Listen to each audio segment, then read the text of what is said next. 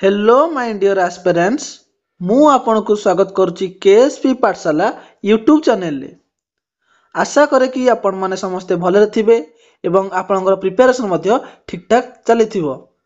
आपण माने जानि सारिबेनी आरआरबी ग्रुप डी रो नोटिफिकेशन मध्य आसलानी एवं आगकू एसएससी जीडी रो मध्य एग्जाम आसुची हला।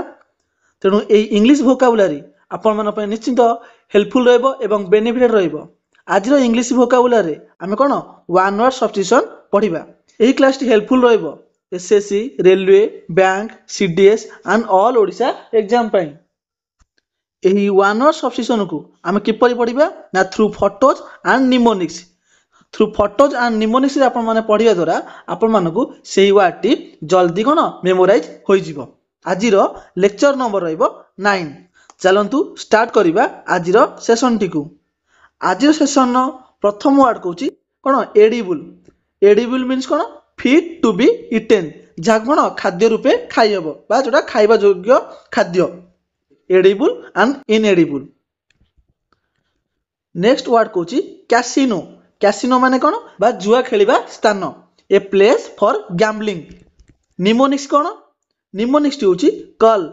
कैसिनो कल कल सिनु को जुआ खेलते हुए देखा था। एटा होची कोन जुआ खेलिबा स्थान। Next word alimony.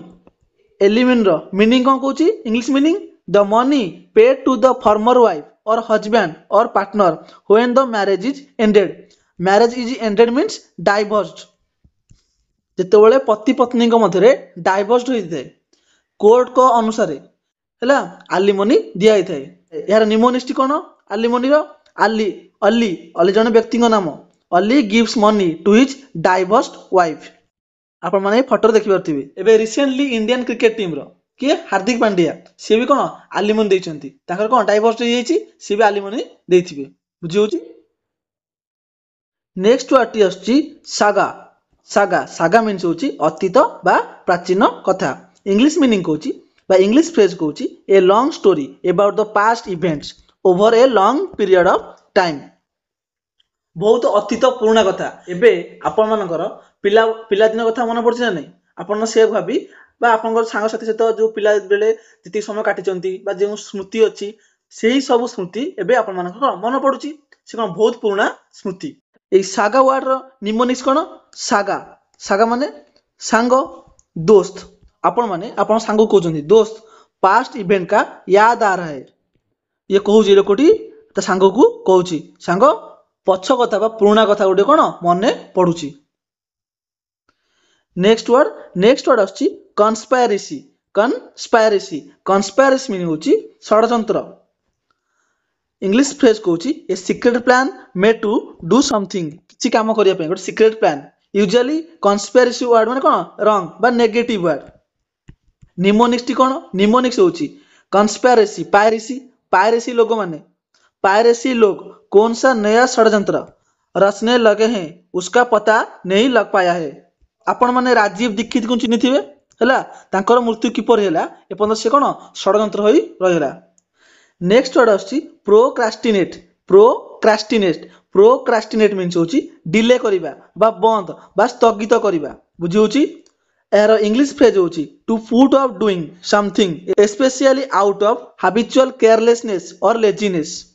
Procrastinate means होची कोन डिले करिबा बा विलंब करिबा बा स्थगित करिबा। ए प्रोक्रास्टिनेट वर्ड को किपरि मन रखिबा निमोनिक्स कोन परसो। परसो परसो को आऊंगा बोलकर 3 दिन लेट कर दिया बट डिले कर देला। पिलाटी सांग साथी मान सहित पिकनिक बुलियो जाईची कारण एबे शीत दिन तेनु कहला बापा मु परसो आसीबी हला माने पर दिन आसीबी किंतु पर दिन कहि कि आउ 3 दिन लेट कर देला। घर को आसला परे बापा कोन रागरे घर घर होउचंती बा रागरे चिल्लौचंती। बुझी होची। नेक्स्ट वर्ड टी होची फास्टिडियस। फास्टिडियस मीन होची जिदखोर। One who is hard to please जाको संतुष्ट करिबा सहज नुहे। बुझी होची। एही वर्ड रो निमोनिक्स कोन निमोनिक्स होची अनंत का जीएफ ने फास्टिंग के वजह से ज्यादा फास्टिडियस शो कर रहा है। अनंत रो जीएफ हला फास्टिंग माने उपवास करथिले एवं अनंत तांको कोन तांकर से जोनो फास्टिंग थिला तांकर कोन ठीक से केयर नै पाइले ने एवं से कौन से केयर न नेबारु से कौन अधिक कौन रागी जाइछन्ती अन्नदा आसी एबे तां कौन गर्लफ्रेंड को बुझौछन्ती। नेक्स्ट वर्ड होची रेलिक। रेलिक मीन्स होची अवशेष। इंग्लिश मीनिंग कौन? इंग्लिश मीनिंग होची समथिंग बिलोंगिंग टू और surviving from an earlier period. बहुत आगुरी जो लिविंग जिनस थिला बा सर्वाइव करथिले सी एबे कोन तार अवशेष थिबो ना नै जेमति डायनासोर एबे आ डायनासोर अछंती नै तांकर अवशेष जोडा केउठार अछि ना हमर म्यूजियम रे अछि।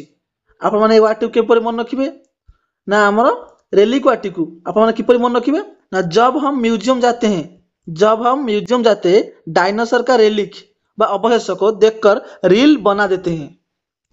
नेक्स्ट वर्ड अछि वेफ। वेफ मीन कौन?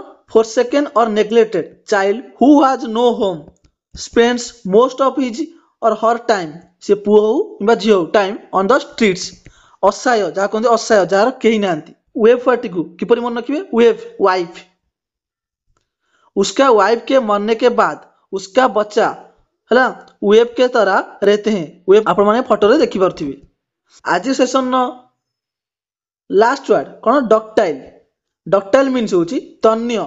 आपण माने केमिस्ट्री पढ़िथिबे निश्चित पढ़िथिबे डक्टाइल मालिएबल ए सब जिंस निश्चित पढ़िथिबे। अच्छा डक्टाइल मीन्स होची capable of being bent or pulled into different shapes. Copper मेटालु किपरि कपर वायर काढिबा। मालिएबिलिटी मीन्स होची सीट भारिबो म चदर टाइप रो। आपण मानकु कहि रखुची मध्य 1 ग्राम गोल्ड रु 2 किलोमीटर वायर भारिबो। आजिर सेशन टी एडी सरी जाइछि। आज सेशन टी आपण मानकु किपर लागला आपनकर मतामत निश्चित कमेंट बॉक्स रे जणांतु।